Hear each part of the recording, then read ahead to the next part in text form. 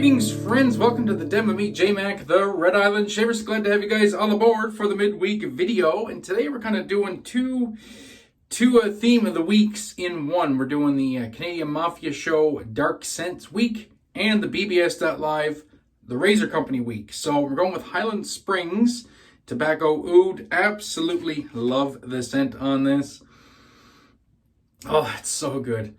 Just a nice, rich tobacco. We also have oud, as the name suggests. And we have whiskey, spices, and sandalwood. Phenomenal scent. Absolutely love it.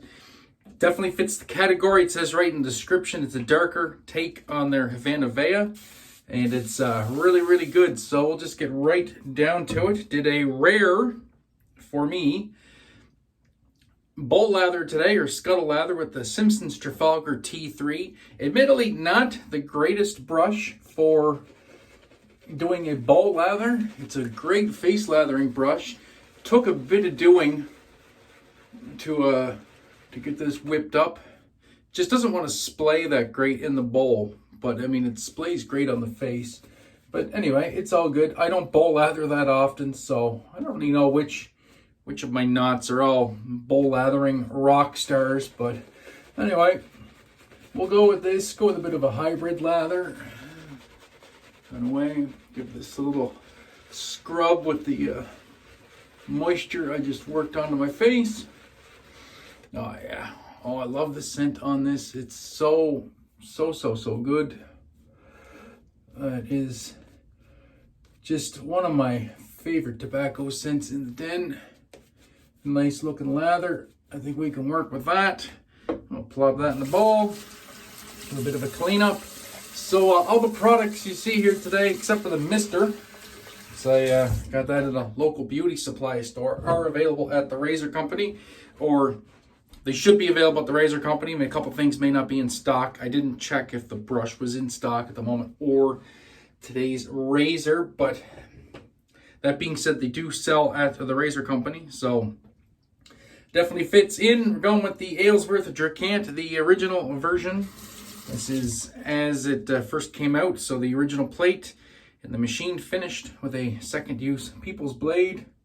As you guys know, it's my favorite blade, and away we go. Looking for a quick shave today. I don't want to be on my feet too long. Kind of a outbreak of gout in one of my feet today, which is kind of bothersome. It's a pain, literally. So I'm trying to do this fairly quick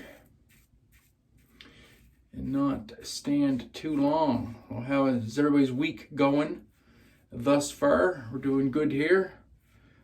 Guitar project is plodding along. I did the binding scraping last night. Kind of messed it up a bit though. Have my glasses on, my headlamp, but I got a little too crazy doing scraping the sides of the binding, the sides of the guitar, like around the bouts and the curves. So I kind of went off the mark a little bit and dinged up my stain. Scraped too much back. The top came out really, really good though, which is what you're gonna see anyway. You know, anytime you're looking at somebody playing guitar, you're looking at the face of the guitar, or, you know, the top. And that binding is pristine. That scraped really easily. Was able to, well, a couple spots I got into the stain a little bit, but this can be covered with a wrap anyway. Doesn't matter. So what I ended up doing last night, I masked off the binding on the sides and applied some more stain to get a nice crisp line where I kind of bummed it up, but then I left a line of stain. So today I said, the hell with it. I got the stain out and I redid the sides and the back, kind of blended in last night's application to today's. So there's no real visible line with the new coats of stain, and then blended it all into the back again. So I think that's going to look pretty good. It looks pretty good to my eye. Under magnification with a light. Couple spots I didn't quite get a super crisp line on the top bout, but you're playing, if I'm playing, you're not even looking at that anyway, so you don't take pictures of that part of the guitar, so it doesn't really matter. Plus, it's going to add to the relic look a little bit. The guitar I'm basing the build on is actually a relic, very heavily relic custom shop and relicking. Just means they beat the guitar up to make it look like it's played and used and worn. So anyway, I'm happy with the stain as is, so I have to let that dry till at least tomorrow. So I'm probably looking at Thursday or Friday, getting in on the clear coating. So got to do 3 coats minimum of clear coat. I have to let it dry 2 hours in between applications. So that's a 6-hour day right there when I do it.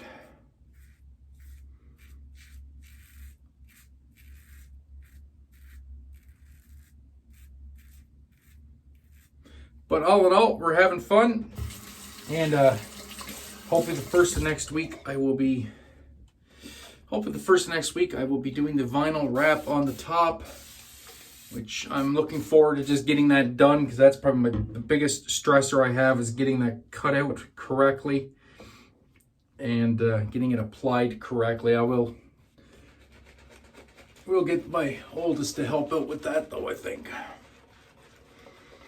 And even it's pretty straightforward. I do have tracing paper. I just have to trace the outline of the body, line it up over the graphic, cut out the graphic, get it lined up on the body along my wire masking tape. And I'm gonna show all this in upcoming videos. I have some tape that has a wire in it, and that wire will sit right on top of the binding. Once I get the wrap on and pressed down and secured, you just pull the wire out along the vinyl, and it'll cut the vinyl off right where the binding is. So it'll look seamless. And then you don't need to use a knife to do any trimming, which means you don't have to worry about slipping and cutting something or trimming something that you don't want to trim, or not having straight lines. So hopefully the first week I'll get that done. That's probably the biggest challenge of the build, is getting that done right, and then should be easy peasy from there. And cavity trimming, and then clear coating it again with the wrap on, and then once that cures, assembling it. So very excited to see it coming together, starting to take place. So it's a very personal thing to be able to build your own guitar, or at least put a kit together and put your own touches on it, which is very cool. Doing a bit of extra buffing here. I do need a little bit of extra buffing with the Dracant.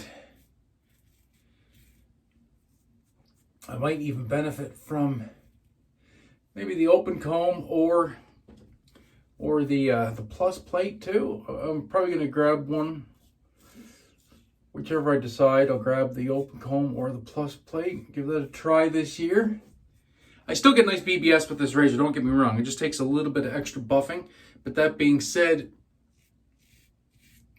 I can do a lot of buffing with this razor and not get irritation. So it's not necessarily a bad thing. I'm not so much chasing the BBS with this. I'm kind of more or less sneaking up on it. That's the term I like to use. So yeah, that's not a bad thing. Doesn't matter what razor I use, I always had to do multiple buffing passes over here. There, that's pretty darn perfect right there, I would say. Nice. All right, we'll do a quick cold water rinse, or somewhat cold water rinse. Get some splash on. You guys go enjoy your day. I'm gonna go cut up on some more YouTube and wait for my project to dry and do a lot of research. One thing I've been doing is a ton of research with this build. I got to clear coat the neck too, I guess. The neck feels really good actually right out of the box. It's nice and smooth. The frets feel good. Everything feels good. So I emailed Solo Music, and they said if you like the feel of the neck as is, just clear coat it. No need to sand it and start messing with things that I don't need to be messing with. So I have to do that too. I have to get some polyacrylic on the neck and the fretboard and get that done, but that'll be pretty straightforward and just lightly sand between coats, but that's good. That's one thing I don't have to really mess with, and I would hate to mess with that as the neck is so smooth as is. If I didn't have to, I wouldn't even clear coat it, but it's maple. Well, it's finished with a factory sealer, but it has to be sealed or else it'll just pull in all the humidity and stuff, especially in the summer, and then your neck can warp, and then that's bad. But all in all, I'm quite impressed with the feel of the neck right out of the box for a kit guitar. Feels really good. The frets feel really good. There's no sharp fret ends. I ran my fingers and thumb up along the frets. Everything feels good. So for a guitar kit that cost $260 Canadian, I'm pretty impressed, actually. Pretty impressed. All right, that's the shave, guys. Thanks so much for tuning in. I do appreciate it. That'll do it for this installment. So hopefully on the weekend, maybe 2 uploads, maybe another shave, and then another guitar video. I'll show the binding and then the clear coating. So until that time, my friends, be safe, be kind to one another, have a great day, eat better shave. Remember, you are never alone. Peace.